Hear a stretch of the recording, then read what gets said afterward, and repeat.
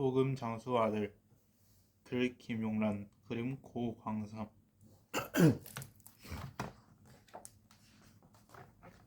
아주 옛날에 있었던 일이야.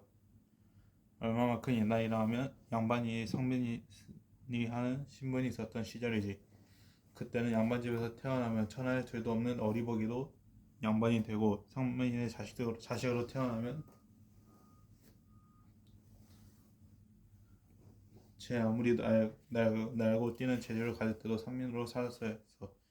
어쩌다 개천에서 용 나는 일이 일어나기도 했다지만 그것은 정말 개천에서 용이 나는 것만큼이나 드문 일이었지. 그러한 시절 어느 마을에 소금 장수가 살았단다. 소금 장수는 이 마을에 다니면서 소금을 팔았지. 소금 사려.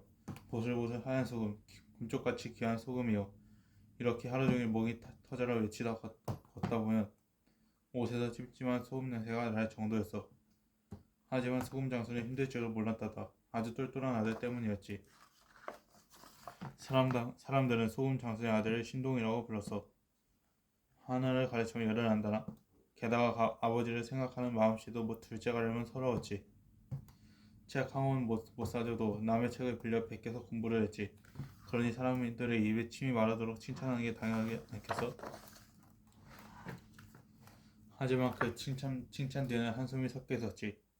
한참을 칭찬하다가도 그놈의 신분 이야기가 나오면 다들 혀를 끌끌 차며 한숨을 내쉬었거든. 아, 그놈 참 신통방통하단 말이네. 누구 아니래.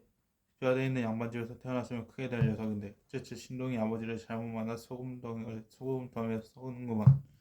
사람들은 소금 장수 아들이 제 아무리 뛰어나봤자 큰 인물이 되지 못하는 게 너무 안타까웠어. 물론 안타깝기로는 아버지인 소금 장수도 마터였지. 이렇게 영특한 아이가 과거를 볼 수 없다니. 소금 장수인 내 처지가 정말 한심하구나. 소금 장수는 새근새근 잠든 아들을 보면서 혼자 중얼거렸어. 그러던 어느 날이었어. 소금 장수는 대단한 결심을 했는지 꼭두 새벽부터 아들을 힘들어 깨웠지. 그러고는 진지한 표정으로 말했어. 지금 당장 보따리를 싸워서 집을 나가거라. 그리고 내 신부를 감추고 과거를 보아라. 소금 장수 아들은 아버지의 말대로 곧장 집을 떠났어. 과거를 보려면 한양으로 가야지. 일단 한양으로 가보자. 소금 장수 아들은 부랴부랴 발걸음을 옮겼어.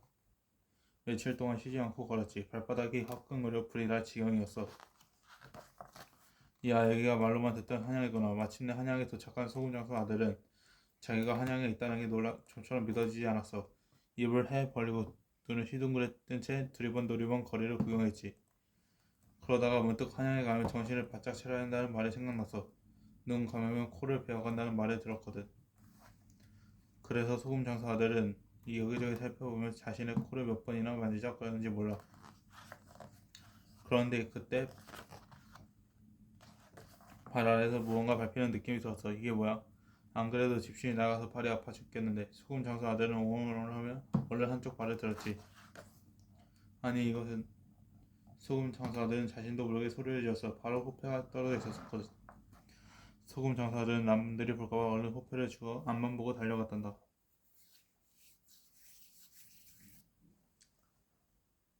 목이 따끔거릴 정도로 숨이 차올랐지만 멈추지 않았어. 혹시라도 호패를 떨어뜨린 주인을 만날까봐 겁이 났거든. 소금 장수 아들은 어느 커다란 잔디나무 아래 멈춰섰어. 이 정도면 못 쫓아가겠지? 그러고는 숨을 고른 뒤에 천천히 호패를 살펴보았지. 그런데 갑자기 소금 장수 아들이 건둥건둥 뛰지 뭐야? 야호, 이제 과거를 볼 수 있다. 과거를 볼 수 있다고. 그 호패는 바로 양반의 호패였거든. 내가 이렇게 꿈에 대고 있을 때가 아니지. 정신이 퍼뜩 뜬 소금 장수 아들은 궁궐로 후다닥 들어갔어. 그러고는 과거를 봤지. 어떻게 되냐고? 그래, 떡하니 학교가랬지 뭐야. 그런데 경사가 여기서 그쳤냐 하면 그게 아니야. 또 다른 경사가 소금 장수 아들을 기다리고 있었어. 그때 정승이 눈에 쏙 들어서 정승사시가 될 판이었거든. 하지만 소금 장수 아들은 걱정이 이만저만이 아니었어. 어찌어찌 운이 좋아 과거를 보고 합격까지 했지만 부모님 없이 혼례를 올릴 수는 없었으니까. 이를 어쩐다. 소금 장수 아들은 몇 날 며칠을 고민에 빠졌어. 양볼에 홀쭉해질 정도로 말이야. 아무래도 이 방법밖에는 없겠다. 소금 장수 아들은 혼례식 때 입을 옷가지와 말 한 필을 구해서 몰래 자신의 집으로 보냈지. 아이고 혼례식을 보려면 빨리 서두르야겠네. 여보 마누라 얼른 기타 좀 만들어줘 그려. 소금 장수는 아들이 보내준 옷을 차려입으며 말했어. 정승 사이가 될 판인데 그깟 객떡을 먹겠어. 그게 무슨 소리야. 우리 아들이 개떡이라면 자다가도 눈을 번쩍 뜨지 않았어.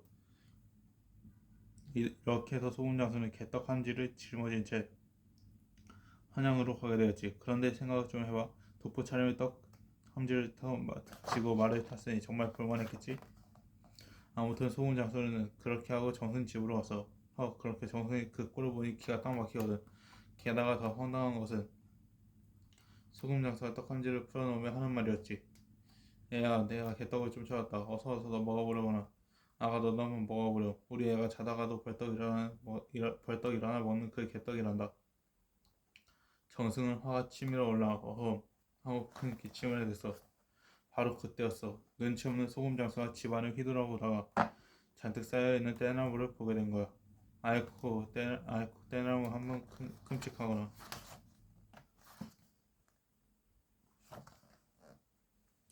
그래 저만은 나무를 너희 장인어른 것을 하셨다니 참 부지런도 하시지. 그 말을 들은 정승은 그만 소금 장수의 신분을 모두 알아버렸지. 정승은 더 이상 참지 못하고 부르려고 내렸어. 여봐라 저 서있군 부자를 냉큼 쫓아내라. 말이 떨어지기가 무섭게 하인들이 달려와서는 소금 장수와 아들을 대문 밖으로 내쫓았지. 서방님 걱정에 뜬 눈으로 밤을 지샌 정승 다음날 날 새기가 무섭게 부엌으로 갔어. 그러고서 목을 쓰면 꽁꽁 식은지 하인들에게 이렇게 말했지. 오늘부터 음식을 할 때 절대로 소금을 넣지 말 알겠느냐? 아무것도 모르는 하인들은 그저 정승딸이 시키는 대로 했어. 아침상을 받은 정승은 대변에 손가락을 놓으며 소리쳤지. 아니 나보고 이것을 먹으라는 거야? 어찌 거기 반찬이며 하나같이 간이 안 맞느냐? 정승은 당장에 하인들을 부르며 고래고래 고함을 지르어 바로 그때 정승딸이 시켜서 아버지 실은 제가 시켜서 할 일입니다. 서방님의 근본이 소금 장수를 내쫓으시기에 아버지께서 소금도 싫어하시는 줄 알고 딸은 계속 말을 이었어. 아버지같이 나란 일을 보시는 분께서 소금 장수를 천대하시면 누가 소금 장수를 하려고 하겠습니까? 소금 장수가 있어 백성들이 음식을 맛있게 먹을 수 있으니 소금 장수야말로 백성들을 위한 사람들이지요. 그러니까 소금 장수가 진정 양반이나 다름없습니다. 딸의 말을 가만히 듣고 있던 정성은 이내 고개를 끄덕였어. 그러고는 곧 소금 장수 아들을 불러줬지. 물론 혼내식도 다시 잘 치러주고 말이야. 그리고 소금 장수는 영리한 아들을 둔 덕에 의리아리한 집에서 평생 떵떵거리며 잘 먹고 잘 살았다는구나. 개천에서 용 난다. 작은 개천에서 커다란 용이 나오는 것 같이 보잘것없는 집안이나 변변하지 못한 부모에게서 보기 드문 훌륭한 인물이 나온다는 뜻이에요. 눈 감으면 코 베어먹을 세상. 잠깐 눈을 감은 사이에 코를 베어갈 만큼 세상 인심이 매우 고약하고 믿음이 없다는 뜻이에요. 장수가 나면 욕마가 난다. 장수가 태어나니까 훌륭한 말도 생긴다는 뜻으로 무슨 일이든 잘 되려면 좋은 기회가 저절로 생김을 이르는 말이에요. 훌륭한 사람이 나면 저절로 그 사람에게 필요한 것이 마련되거나 적절한 상대가 생긴다는 뜻이지요. 호박이 넝쿨째로 굴러떨어졌다. 호박이 넝쿨째로 내 앞에 굴러떨어진다면 기분이 매우 좋겠지요. 이처럼 뜻밖의 좋은 물건을 얻거나 행운을 만났을 때 또는 어떤 좋은 수가 생겼을 때 사용하는 속담이에요.